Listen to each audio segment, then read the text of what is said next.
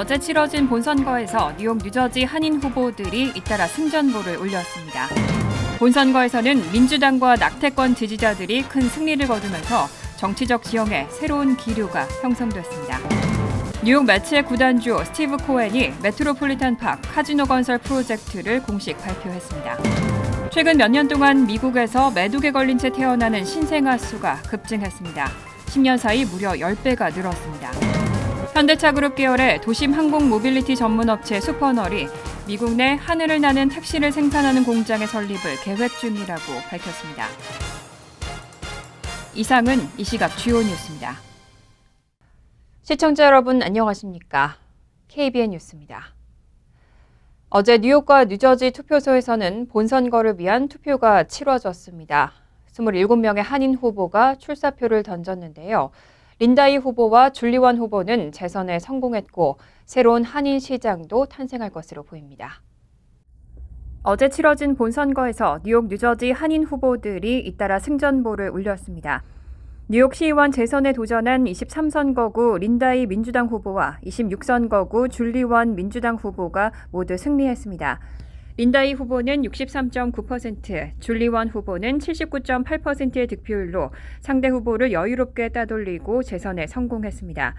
뉴저지에서는 37선거구 주 하원 의원 앨런 민주당 후보가 득표율 33.6%를 획득해 후보 4명 가운데 1위로 승리해 재선에 성공했습니다. 새로운 한인 시장도 탄생할 것으로 예상됩니다.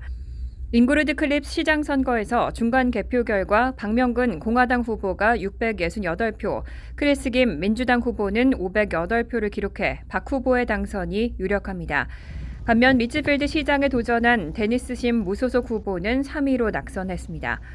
팰리세이즈 파크 시의원 선거에서는 민주당의 민석준, 이상희 후보와 공화당의 원유봉 후보 등 한인 3명이 모두 승리했습니다.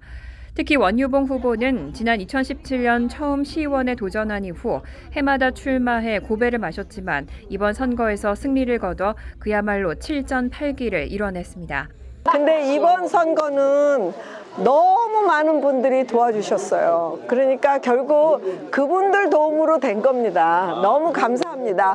특히 팔팍 주민들 이때까지 기다려주시고 지원해주신 우리 팔팍 주민들 너무 많아요. 근데 그분들 볼 때마다 제가 너무 창피하고 미안해서 그랬는데 이번에 감사합니다. 여러분들의 우리 주민의 승리입니다. 감사합니다. 이외 준정 해링턴 파크 시의원은 5선에 폴윤 포트리 시의원과 김봉준 노르드 시의원도 연임에 성공했습니다. 클로스터 시의원에 도전한 크리스토퍼 조 공화당 후보도 당선이 유력하며 리츠필드 공화당 사라김 후보도 1위를 달리고 있어 당선이 기대됩니다. 반면 에지워러 시의원에 도전한 미셸 한 공화당 후보와 노스베일 시의원에 도전한 케네스 조 민주당 후보, 레오니아 시의원에 나선 김한민 무소속 후보는 낙선이 유력합니다.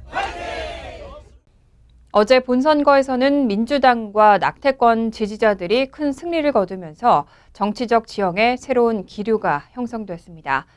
민주당에서 내년 대선 경선에 대한 기대감이 커지고 있습니다. 오동윤 기자가 보도합니다. 최근 민주당과 지지자들은 11월을 시작하며 실시된 주요 전국 여론조사에서 바이든 대통령의 지지율 하락에 고전하고 있었습니다. 최근 여론조사에서는 바이든 대통령이 트럼프 전 대통령과 다시 맞붙을 경우 주요 경합주 6곳 가운데 5곳에서 지고 또 전국 지지도 역시 4%포인트 뒤진다는 언론 보도에 당혹감을 감추지 못하고 있었습니다.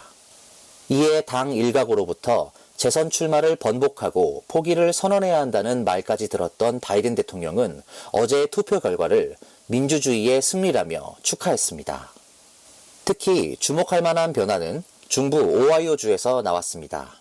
이곳은 과거 대선에서 공화당이 우세했던 지역이지만 이번 선거에서 유권자들은 임신 2분기 이전까지의 낙태를 허용하는 주헌법 개정안에 대한 주민투표에 여유 있는 표차로 낙태권을 찬성하며 큰 변화의 조짐을 보였습니다. 낙태권 지지파는 지난 6월 대법원의 낙태 권리에 대한 위헌 판결 후 지난해 중간선거를 포함해 선거 이슈가 될 때마다 빨간주와 파란주에서 연승을 안겨주고 있습니다. 버지니아주에서도 민주당은 낙태 이슈로 중요한 승리를 거뒀습니다. 버지니아는 남부주 가운데 명확하게 민주당 쪽으로 기운 유일한 파란주였지만 공화당의 글렌 영킨 주지사는 정치 신인임에도 전국적인 주목을 받으면서 이런 추세를 뒤집으려 했습니다. 하지만 이번 선거에서 민주당은 버지니아주에서 상원과 하원 모두를 장악하며 낙태권 보장을 유지했습니다. 내년 대선에서 공화당의 예상치 못한 막판 주자로 떠오르던 글렌 영킨 주지사는 큰 타격을 입었습니다. 보수적인 켄터키주에서도 민주당의 현 주지사가 재선에 성공했고 미시시피주에서는 민주당 후보가 지긴 했지만 예상외로 높은 득표율을 기록하며 경쟁력을 보여줬습니다. 민주당의 이런 승리가 내년 대선 전망에 새로운 변수를 제공하며 민주당 내부에 새로운 활력을 불어넣고 있습니다. KBN 뉴스 오동윤입니다. 중동 지역에서 긴장이 고조되고 있는 가운데 미국과 이스라엘 간의 협상이 이어지고 있는데요. 바이든 대통령이 이스라엘 총리에게 가자 지구의 공격을 3일간 중단해달라고 요구한 것으로 알려졌습니다.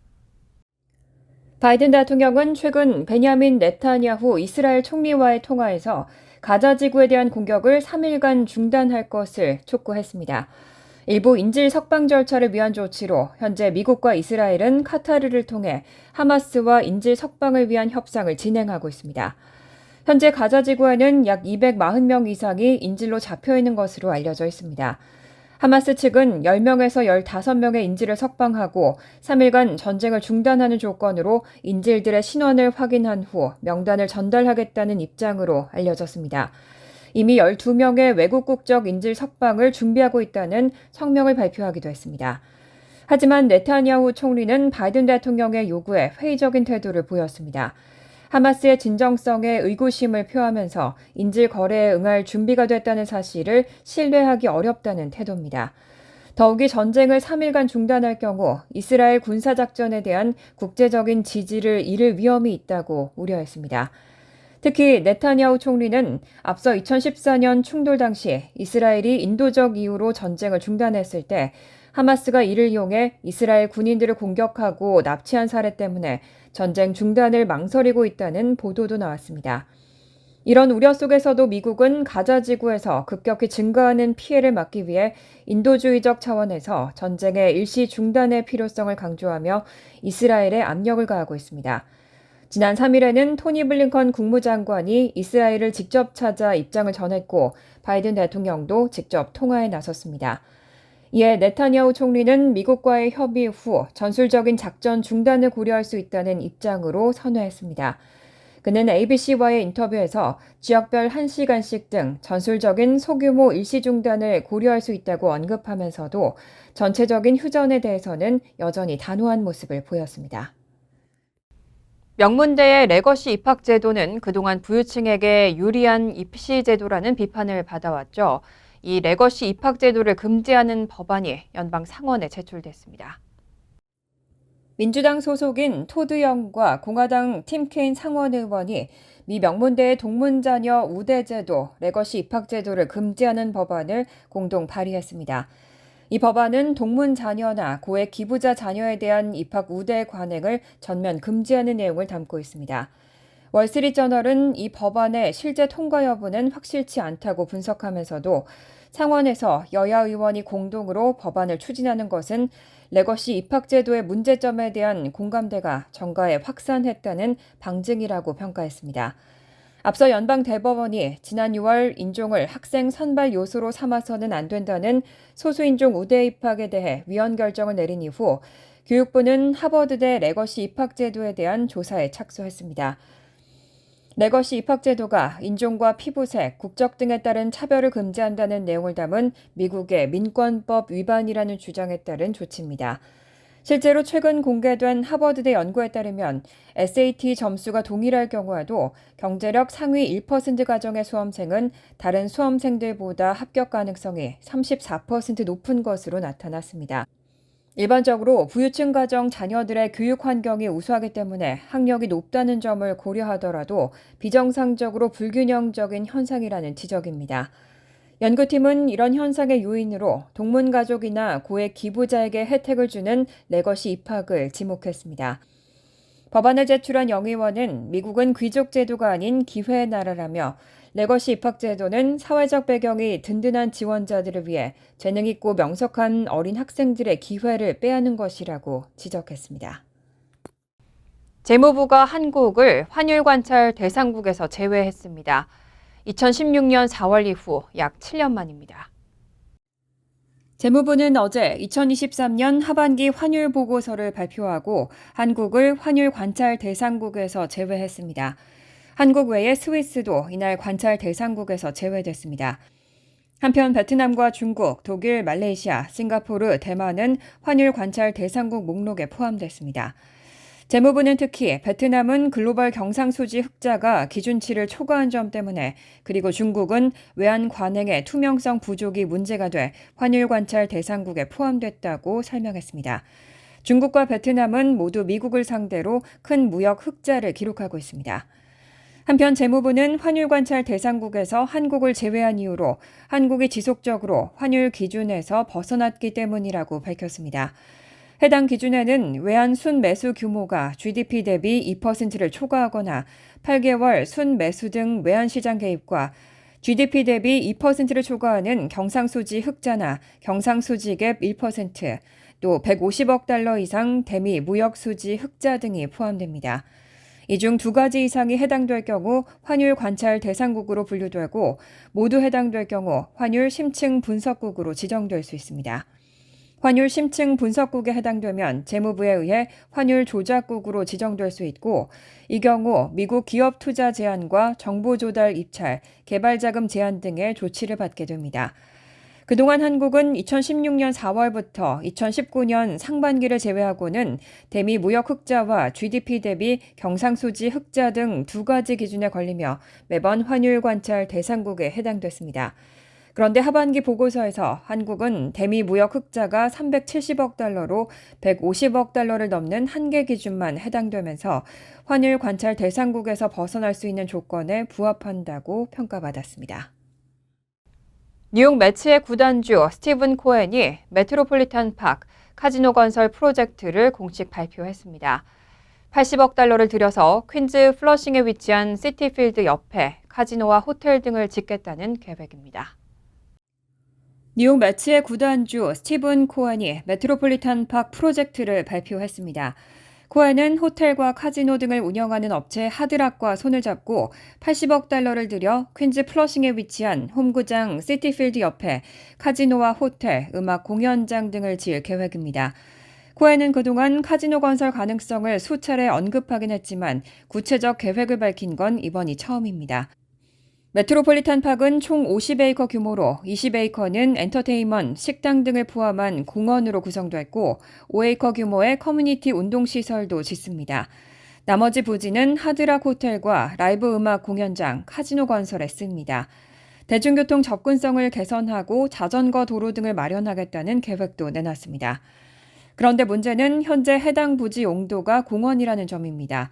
제시카 라모스 뉴욕주 상원 의원 등이 계획에 반대하고 있기 때문에 용도 변경은 쉽지 않을 것으로 예상됩니다.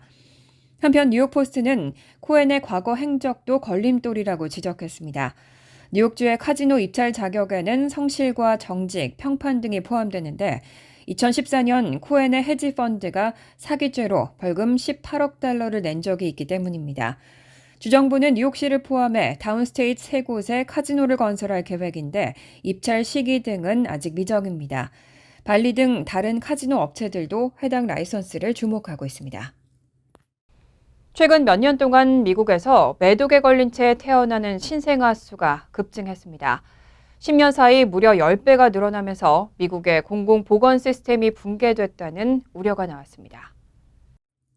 질병통제예방센터 자료에 따르면 지난해 미국에서는 3,761건의 선천성 매독 사례가 보고됐습니다. 사산 231건, 6%, 영아 사망 51건, 1%를 포함한 수치입니다. 미국 내 선천성 매독은 335건이었던 2012년에 비하면 10배가 늘었습니다. 이와 관련해 질병통제예방센터는 이 가운데 약 90%는 임산부가 적절한 시기에 검사와 치료를 받았다면 예방할 수 있었을 것이라고 밝혔습니다. 선천성 매독 신생아의 약 38%는 산전 진료를 받지 않은 여성에게서 태어났습니다. 산전 진료를 받았더라도 이 중 약 30%는 매독 검사를 한 번도 하지 않았거나 너무 늦게 한 것으로 조사됐습니다. 또 매독 검사에서 양성으로 확인된 여성의 88%가 적절치 않거나 기록에 남지 않은 치료를 받은 여성 또는 아예 치료를 받지 않은 여성이었습니다. 임신 중 매독은 유산이나 사산으로 이어질 수 있고 아기가 태어나더라도 귀나 눈이 멀거나 심각한 발달 지체를 겪을 수 있습니다. 이런 상황은 미국 내 공공보건 시스템의 붕괴로 진단되고 있습니다. 전국 성매개 질환 이사연합은 선천성 매독 증가는 자금 삭감과 관료주의적인 장애물로 가속화된 부끄러운 위기라고 비판했습니다. 질병통제예방센터는 과거 전문가로 팀을 구성하고 임신 여성들에게 검사나 치료를 받도록 하고 이를 추적해왔지만 최근 몇 년간은 담당 부서가 사라졌습니다. 미시시피대 보건대학원 존 디 바워 학장은 미국처럼 부유한 나라에서 이런 상태가 존재한다는 것을 믿을 수 없다고 비판했습니다. 미국 내 매독은 약 20년 전에는 거의 사라졌다가 2017에서 2021년 74% 급증해 17만 7천 건에 이르고 있습니다. 현대차 그룹 계열의 도심 항공 모빌리티 전문 업체인 슈퍼널이 미국 내에 하늘을 나는 택시를 생산하는 공장의 설립을 계획 중이라고 밝혔습니다. 전 세계 주목을 받고 있습니다. 신재원 슈퍼널 CEO는 8일 싱가포르에서 열린 2023 블룸버그 신경제 포럼에서 이런 계획을 발표하며 전기 수직 이착륙 항공기 이비톨의 프로토타입을 내년 1월 라스베가스에서 열리는 CES에서 공개할 예정이라고 발표했습니다. 슈퍼널의 이비톨 택시는 시속 190km로 운행 가능하며 조종사 1명과 승객 4명이 탑승할 수 있는 것으로 알려졌습니다. 신재원 CEO는 2024년 12월 시험 비행을 목표로 하고 있고 4년 후에는 상용 서비스를 시작할 계획이라고 밝혔습니다.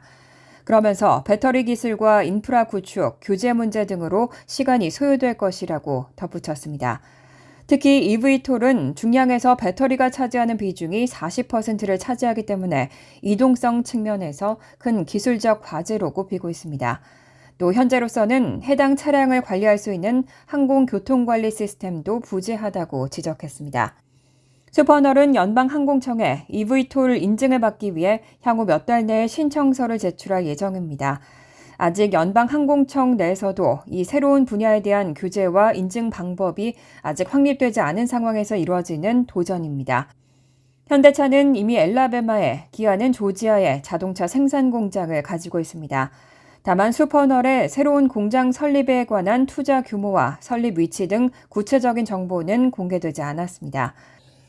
슈퍼널은 중국의 이항홀딩스, 미국의 조비 에비에이션 등 경쟁업체들의 약진에 맞서 이미 지난 7월 캘리포니아에 엔지니어링 본사를 설립하고 9월에는 프리몬트에 R&D 시설을 열었습니다.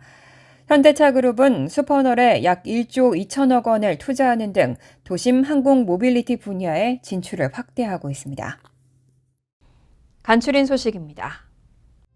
연방의회의 유일한 팔레스타인계인 라시다 틀라이프 하원 의원이 반유대주의적 의미로 해석될 수 있는 문구가 담긴 영상을 소셜미디어에 올렸다가 징계를 받았습니다.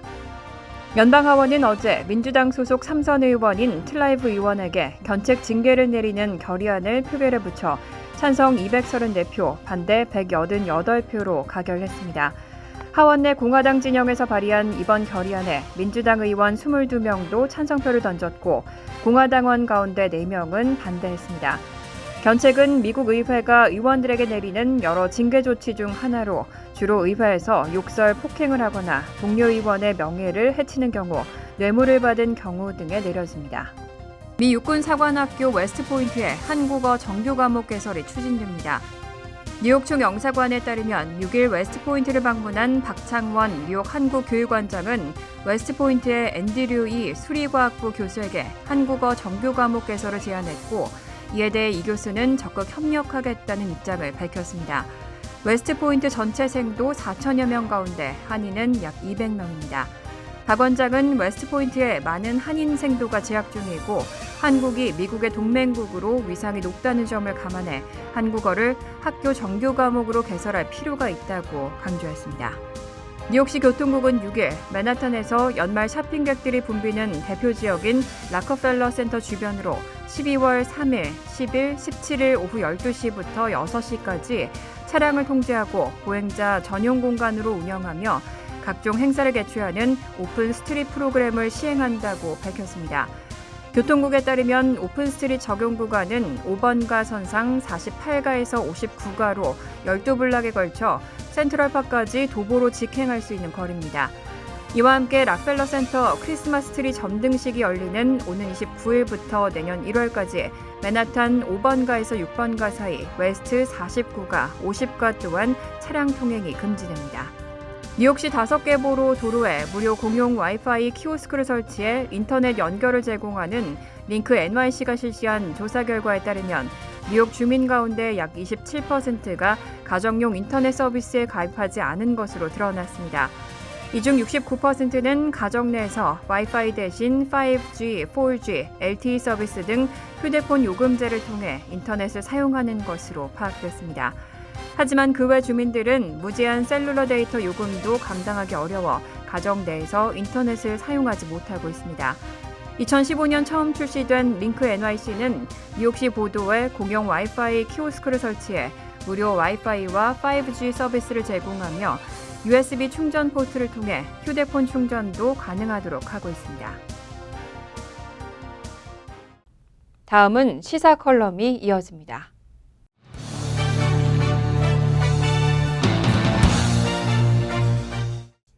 여러분 안녕하십니까?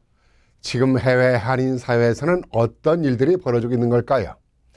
한국과 한국인을 위한 법안과 결의안들이 쏟아지고 있습니다.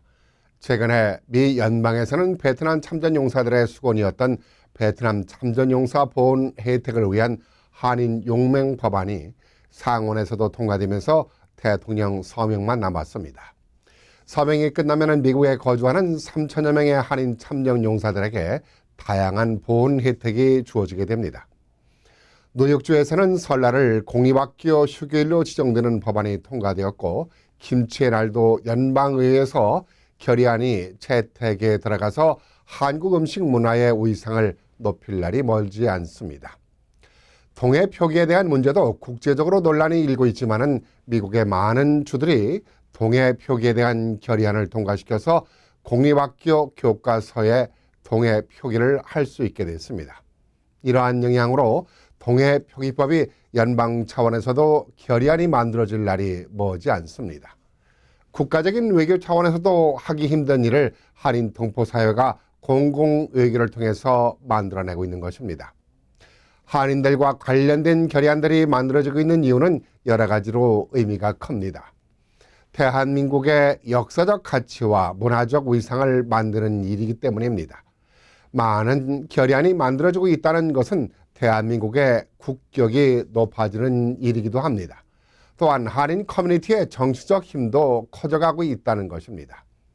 김치의 날의 경우는 36개 나라에서 김치의 날을 지역마다 지정하는 경우가 많습니다. 아르헨티나에서는 국가 차원에서 한국 김치의 날을 제정을 해서 매 11월 22일을 김치의 날로 선포하기도 했습니다. 얼마 전에 제가 프랑스에 다녀온 적이 있습니다. 저는 몇 가지 얘기를 듣고 놀랐습니다. 프랑스 한인 동포는 불과 12,000명 정도로 유학생과 주재원을 제외하고 나면은 실제 한인 동포들은 얼마 되지 않는데 놀라운 일은 한인 식당이 무려 400여 곳이나 있다는 사실입니다. 한인 동포들이 10,000명 정도에 불과한데 한인 식당 운영이 가능할까 생각을 했습니다만은 이런 생각은 하나의 기우에 지나지 않았습니다. 고객들 전부가 현지 주민들이라는 것입니다. 뉴욕과 뉴저지 한인 인구가 50만 명이 넘는다고 하는데도 한인 식당이 370개 정도입니다. 그렇다면 이들은 왜 이리도 한식에 열광하는 걸까요? 바로 K-팝의 덕분이랍니다. 해외 동포 사회의 성장과 대한민국의 브랜드 가치가 높아지는 이런 모든 일들은 해외 동포들의 정치적인 힘은 물론이고 문화적인 힘이 얼마나 크다는 것을 깨우쳐주고 있는 것입니다.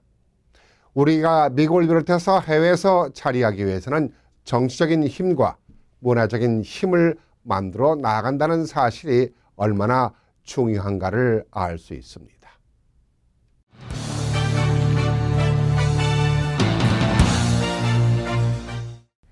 환율과 증권 소식입니다.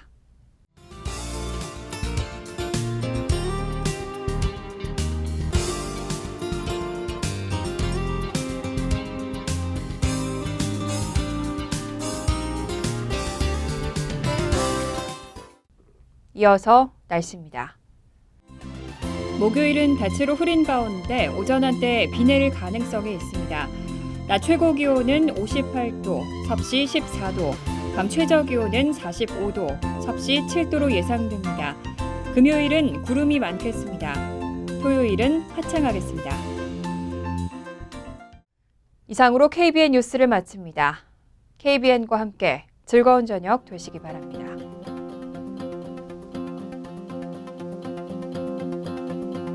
미 동부 최대 한인방송 KBN이 제작하는 KBN 뉴스는 웹사이트 mykbn.com 그리고 유튜브와 페이스북에서 다시 보실 수 있습니다. 좋아요, 구독, 알림 설정은 뉴스 제작에 큰 도움이 됩니다.